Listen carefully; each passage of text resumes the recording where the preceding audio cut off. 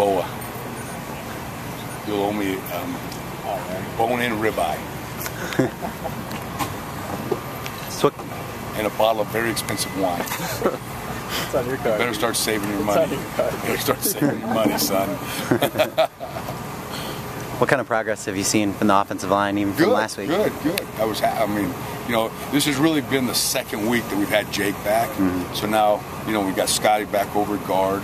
I think Malcolm being his first year in it, now he's starting. So, you know, to me, I've always been an advocate of those front five guys. The longer they play next to each other, the more they kind of get a feel for how the strengths and weaknesses and the calls and all that. So I've seen this week of practice, I've really seen them do a lot better job. Is it important, especially in a week like this, when you're going up against a Texas defensive line or defensive front that's pretty good? It's important every week around here, right? Yeah, I mean, I worry about everybody. I don't care if we're playing St. John Bosco or Texas. I always worry about everybody.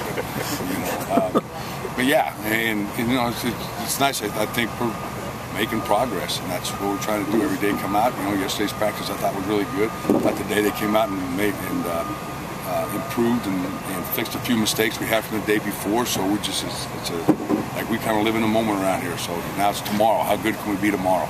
I'm not really worried about Saturday yet. I'm worried about tomorrow. What's the challenge, Coach, when you're facing a Texas team that you know those are blue chip recruits, great athletes, but at the same time they're going through that transition of a new system? Yeah, you know what? You know, they're Texas, right? But we play Oregon, we play Stanford, we play a lot of good football teams out here that have, you know, so-called five-star blue chip guys. I know we don't attack any different every week of who we play. We worry a lot about ourselves. They're very talented. They got some really good athletes on defense. We're going on the road again, right? So it's always, you know, in college football, it's tough for, you know, it's always tough. I don't care who you are. So we're going on the road, you know, to Texas and play, and you know, I don't really listen or get into or even know what's going on in Texas. All I know is the defenses they line up and what their personnel look like and how often they blitz. That's all I really worry about. You've been in that facility that you're home with? No, I haven't.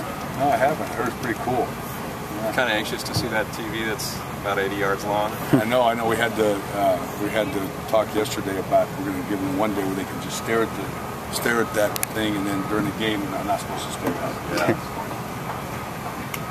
Is there one area with Paul Perkins that you feel like he's kind of developed the most in the last year? I don't know. You know, it hasn't been a.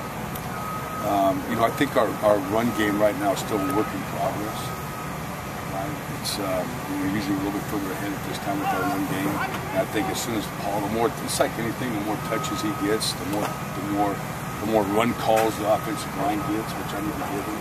I think then he can start to come to build a little rhythm with our run game. But, yeah, I like. You know, I thought he finished last year good, and I like to see him keep progressing. I can see him be physical, attack, roll his pass.